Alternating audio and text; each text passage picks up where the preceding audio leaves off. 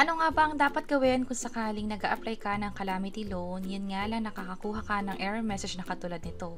No available calamity loan assistance program at this time. O di naman kaya ay yung home address mo daw ay nasa old format. Pag-usapan natin. By the way, kung first time mo sa channel na to and gusto mo pa ng mga online tutorial videos katulad nito, please click the subscribe button.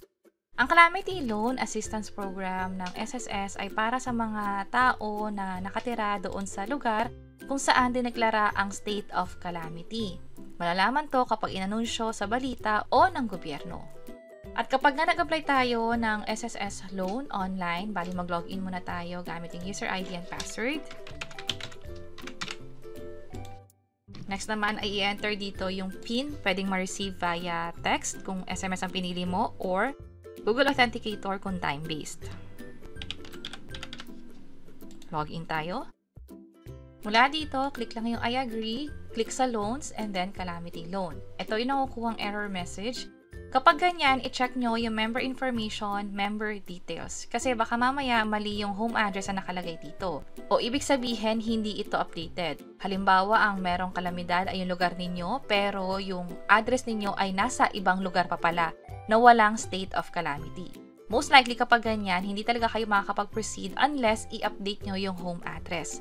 Pwede rin naman na, halimbawa tama ito pero nakakakuha pa rin kayo ng error katulad nito, hintayin nyo lang na mag-update. Pwedeng after 1 day or 2 days, i-announce naman yan ng SSS kung sakaling pwede na talagang mag-loan.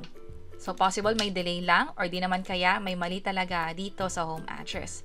Kung sakali naman na nakikita ninyong updated na ito, tama naman yung lugar, may state of calamity doon sa lugar na nakalagay dito o yung address na nakalagay dito, yun nga lang is nasa old format pa yung home address, ang kailangan ay ipakorek din to sa SSS. So again, kung mali yung home address, hindi ito updated, o updated nga pero nasa old format, ang kailangan gawin ay pumunta sa pinakamalapit na branch ng SSS, kung saan doon nyo na ipapa-update yung record ninyo. Isabay nyo na rin yung pag-update ng iba pang information katulad ng cellphone number or email address. Tandaan na ang opisina ng SSS ay bukas lamang from Monday to Friday, 8 a.m. to 5 p.m. Kapag holiday o dineklarang walang pasok ang mga ahensya ng gobyerno, wala rin opisina ang SSS. So, hindi tayo makakapag-update unless mag-open sila. At doon nga sa SSS branch, kapag nakapunta na kayo, sabihin nyo lang na mag-update kayo ng contact information. Bibigyan kayo ng E4 na form. Libre ito at ang dapat nyong checkan ay yung part ng letter F, which is ito siya, updating of contact information. Katulad ng sabi ko kanina, pwede nyo nang isabay iba pang information tungkol sa inyo. Halimbawa, cellphone number, pwede. Lalo kung nagkakaroon kayo ng issue sa pag-login sa SSS, halimbawa yung OTP o yung PIN, hindi nyo na-receive, pwede nyo baguhin yung cellphone number just in case na wala na pala yung phone number na yon sa inyo. Email address, siguraduhin din updated para nga naman kapag nag-apply kayo ng loan or kahit anong benefits, may receive ninyo yung update or notification via email din. At kapag okay na, na-fill up na yung lahat ng info, i-prepare lang din yung requirements. Ang requirements nila ay valid ID.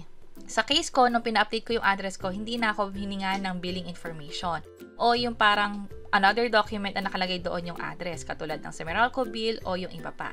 Instead, ID na lang talaga yung hiningi sa akin. At ito yung list of valid ID na tinatanggap ng SSS para ma-update yung contact information. At kapag okay na, pirmahan lang sa bandang baba, ilagay din ang date kung kailan ito pinoproseso. At right away, na-update na nga siya.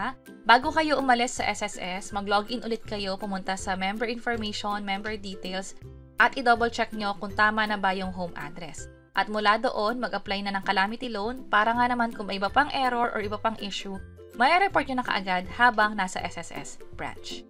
And that's it. Sana nakatulong tong video na to. Kung pakiclick ang like button at para sa iba't ibang mga tutorial videos, pwede nyong i-check itong mga nasa baba. Sana makatulong and see you sa mga next videos.